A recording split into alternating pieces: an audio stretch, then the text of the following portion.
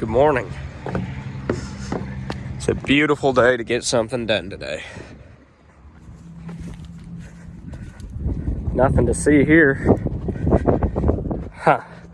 Or maybe there is.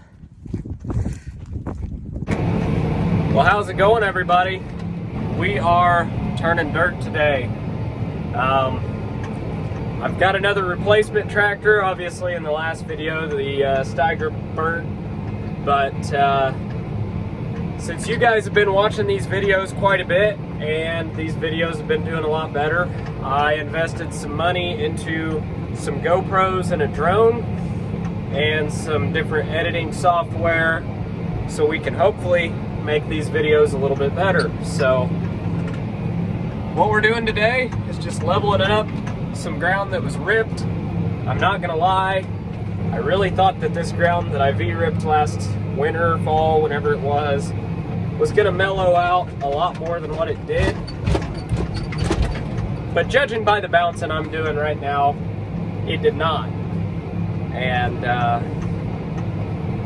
I don't know, it definitely just is taking longer to dry because it's got all these ridges in it. So we're leveling that up. We'll get some fertilizer spread on this, work the fertilizer in. I really hate to work it twice because I don't want to turn it to complete dust, but unfortunately I think I'm kind of going to have to just to get it level and get the fertilizer on it. I hate to call for a fertilized truck and make them come spread this ground as rough as what it is. So another thing I'm doing is it's starting to green up out here, but all the weeds are pretty small. I'm planning on having this planted in the next couple of weeks. So by working it today, I'm gonna knock the weeds back at least a week and then get it reworked again in probably another week when that fertilizer's spread. It's cold right now, it's warm and it's drying and it's windy, but it's gonna get cold. It's supposed to get down to like 22 the next couple nights. So I really don't want to put anything in the ground right now.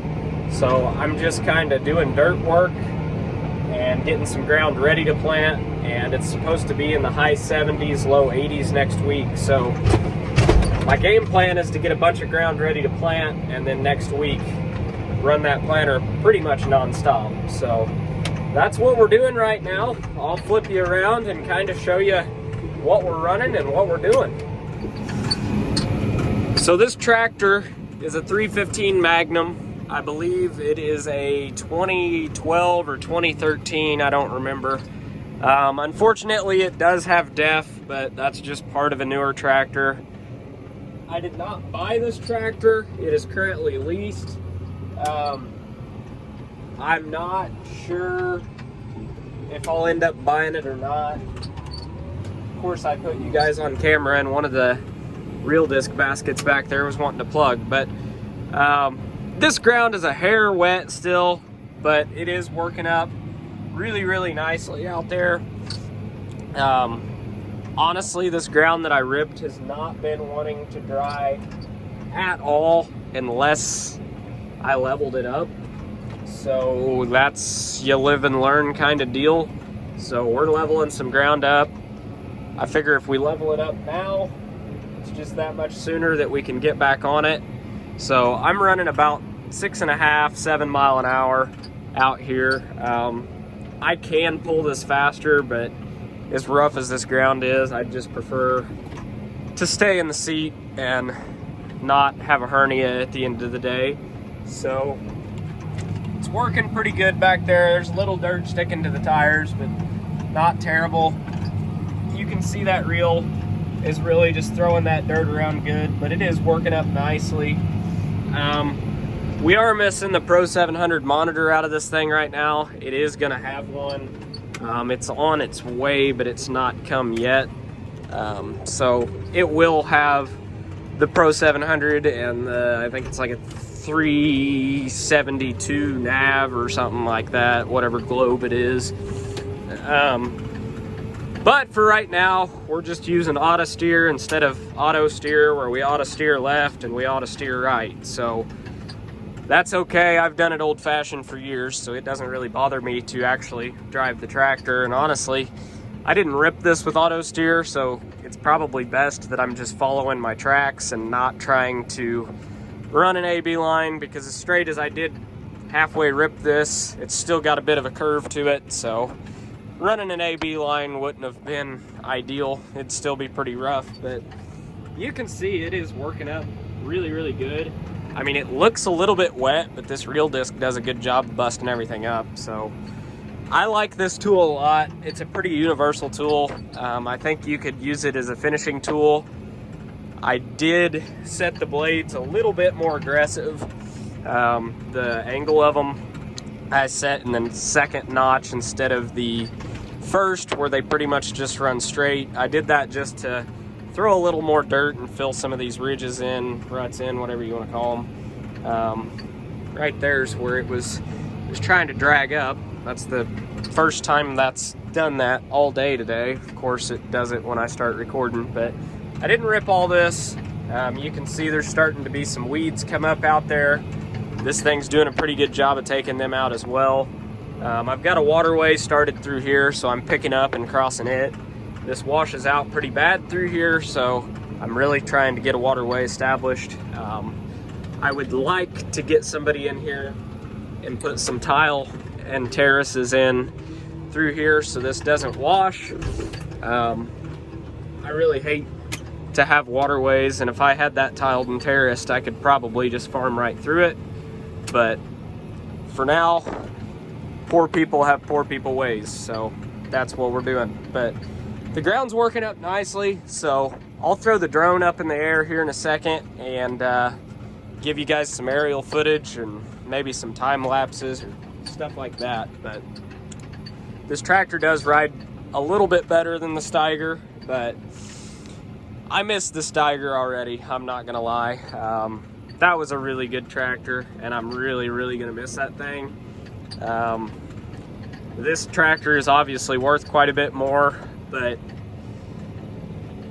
financially right now I'm not in an awful position. I picked up quite a bit of ground this year. I would like to potentially buy this tractor out after the lease. It's leased for now. I have not bought it yet, but I am thinking about buying it after the lease.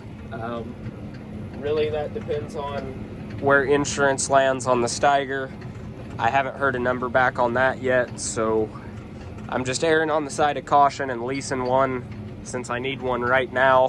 I just kind of leased what was on the lot that wasn't brand new that I could actually afford, so it's not ideal, but it's what we got. It's obviously the newest, nicest thing on the farm.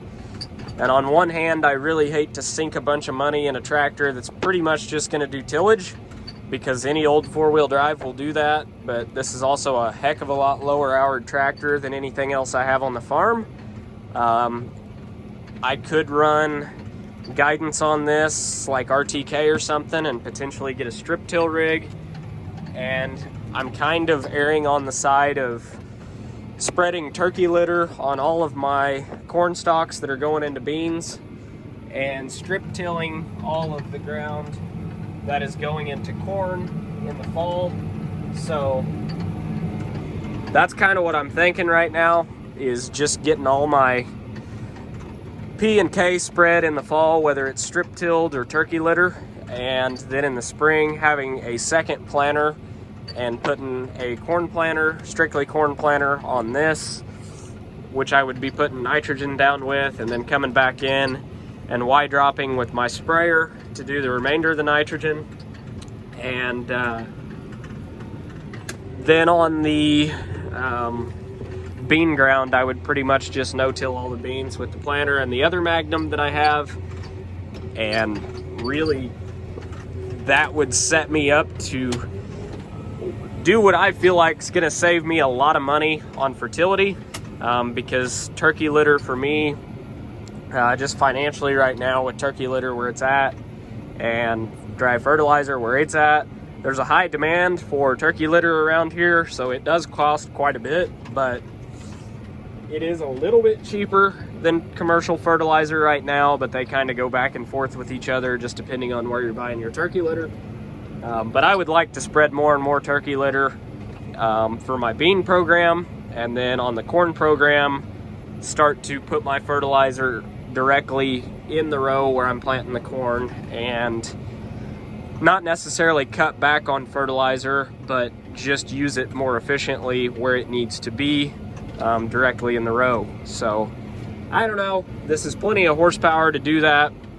If I do get a corn planter, I will probably get a 16 row, just because a 315 horse tractor is a bit much for a 12 row, but it just depends what's out there. That's not something that I'm gonna do this year, but that's kind of why I'm looking at potentially buying this tractor out, as it does open up some different avenues to do some things in the future. I've looked at some 3-point strip till bars and just pulling a cart behind them, or I would like to go with dry fertilizer, but I know there's a lot of good liquid programs out there too, but I think it's a little bit more expensive as well, but it's also the best bang for your buck. So I don't know. I'm gonna do a lot of research on strip till, but I'm ranting and rambling on here, so we'll throw the drone up and you guys can see some tillage and we'll go from there.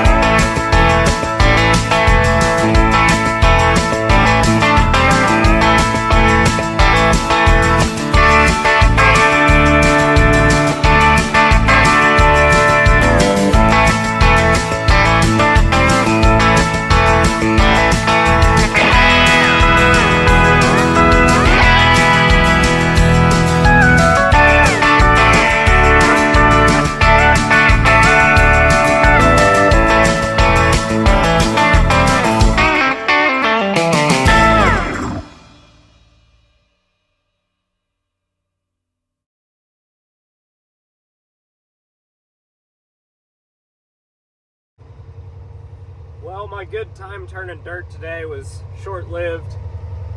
I got about, I don't know, probably 100 acres worked, and the tractor's acting like it's got a fuel filter that's plugged up on it. It's throwing a code for low fuel pressure, so I'm pretty sure that's what it is. But we did get the tender trailer pretty much done. Obviously I've got chemical on it now. It's more or less done, but I'll give you a tour of that in the next video. I didn't really record much when we were actually building it because, well, I was actually built it. So I will do a tour of it though, kind of how we set it up. It's not super complicated, but I did have some help from a buddy. He did quite a bit of work on it actually while I screwed around and pretended to work. So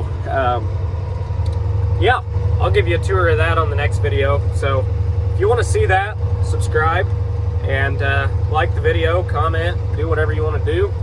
And yeah, thank you guys for watching.